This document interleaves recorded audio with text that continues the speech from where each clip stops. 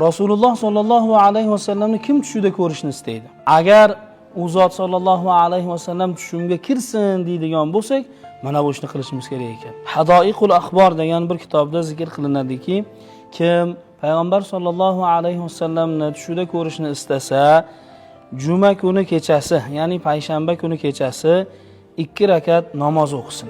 Har rakatida bir marotaba sura-i Fotiha va oyatal kursiyni 15 marotaba o'qisin. Ortidan sura-i Ixlos, ya'ni qul huvallohu ahadni o'qisin. 2 rakatda ham mana shu ishni takror qiladi va namozni tugatganidan keyin 1000 marotaba u janobimiz sollallohu alayhi vasallamga salovat yo'llaydi. Xohlagan salovati bo'lsin. Sallallohu alayka ya Rasulullohmi, Allohumma solli va sallim va barik alayhimi 1000 marotaba o'qiydi. Inshaalloh o'sha kechasi yoki keyingi jumagacha inshaalloh janobimiz sollallohu alayhi vasallamni tushida ko'rishga erishadi. Alloh taolo hammamizga mana shu baxtni nasib qilsin.